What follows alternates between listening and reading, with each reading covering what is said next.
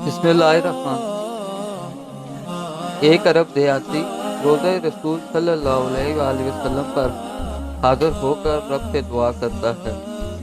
اس کے مانگنے کا انداز دیکھیے، الفاظ پر غور کیجیے، یقین جانیے رب سے مانگنے کا بھی ایک خاص انداز اور ڈھنگ ہوتا ہے جو اس گاؤں کے رہنے والے عرب سے سیکھنا چاہیے۔ اے اللہ، یہ آپ کے حبیب ہیں، میں آپ کا غلام ہوں اور شیطان آپ کا دشمن ہے۔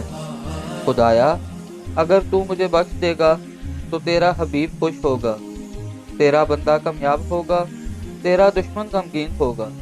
مولا، اگر تو نے میری بخشش نہیں کی تو تیرا حبیب غمگین ہوگا، تیرا غلام ناکام ہوگا اور تیرا دشمن خوش ہوگا۔